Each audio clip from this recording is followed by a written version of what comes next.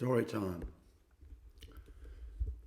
This is a chapter from Nature of Honour called Il Cattivo.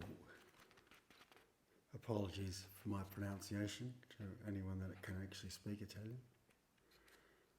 Italian. I won't read the whole chapter.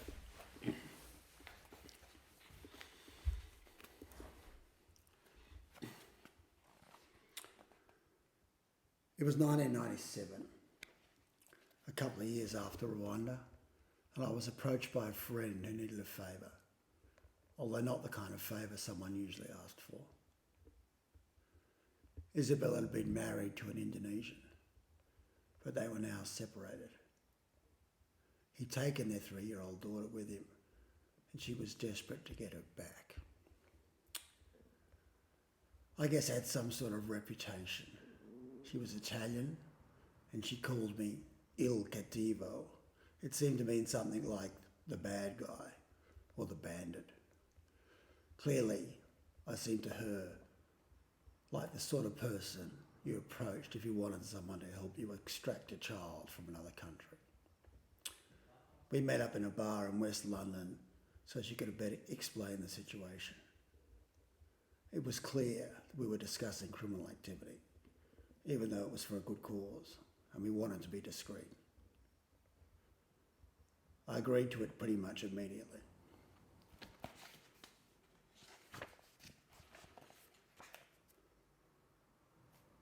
She would pay my expenses, but nothing more. But that gave me the moral high ground, which helped in these situations. Doing the same thing simply for money or reputation stacked the odds against you. Karma-wise, at least. And as with the SAS Officers Week, I knew a simple plan was a good plan.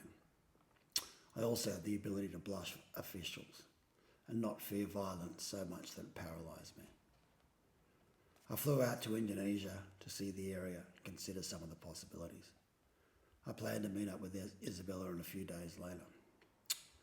Her daughter lived in a big compound in Java, and her father with lots of servants. He ran a successful export business and had the local officials on his side. No legal methods would be successful, as business owners in the regions were too important to be crossed by a local judge. While our own systems of law in the Western world certainly favoured those who could afford good lawyers, I knew this was an entirely different proposition.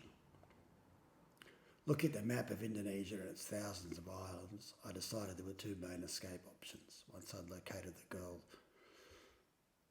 One long and grinding, the other short but requiring a fair bit of bravado and luck. The lengthier plan would involve an internal flight to Borneo, walking across the border into the Malaysian states, then flying to Singapore or Bangkok. When I got to the Kalimantan-Brunei border in Borneo, however, I could see the border crossings were well guarded, and the jungle reminded me of the secondary growth I'd walked during my SAS jungle training. So I knew it was dangerous enough for adults and impossible with a child. You struggle to move any faster than 3 kilometres a day, and you get caught by an army patrol if you were lucky and die if you weren't. I flew back to Java and tried the Idiot Abroad route.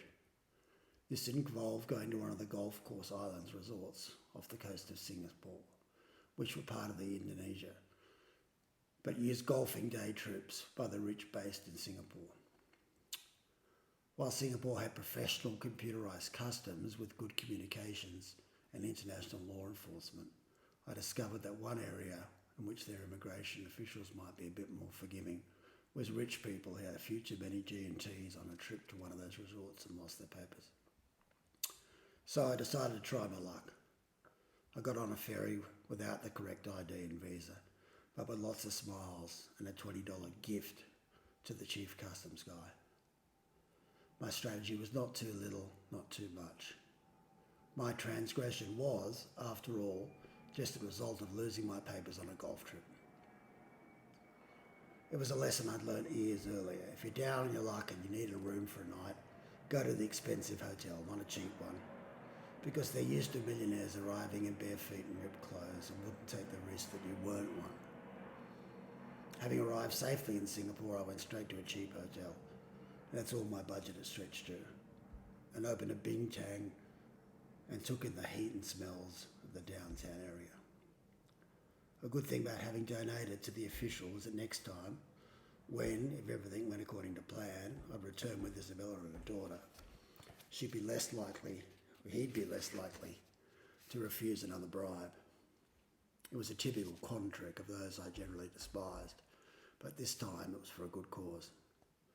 While I drank a second bintang, I thought about the journey that had brought me here from my time in Africa. I was beginning to see what I was happy to do and what I wasn't comfortable. I was realising I wasn't suited to taking orders unless they were based on some sort of ethics. I was comfortable about this particular job. I trusted Isabella and I believed I was doing the right thing.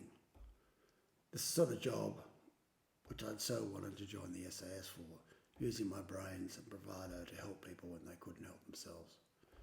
I was Goldilocks, trying the different beds. The military didn't entirely suit me, but there were some things that were right about it. Assuming you worked for an honest government and that you were generally trying to protect your country, preserve the rule of law and if necessary save lives, risking your own in the process.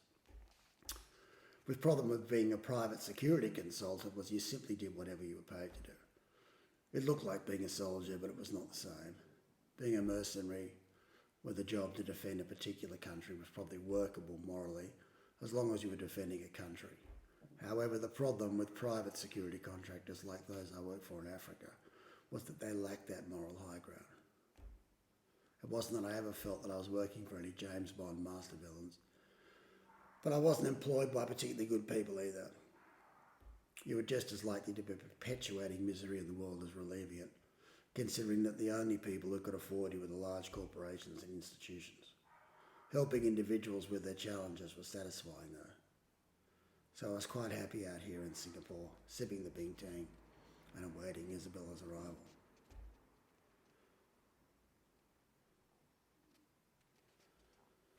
I'll probably leave it there. If you want to find out what happened, you'll have to buy the book or listen to the audio book, which I think might even be out now. Thank you.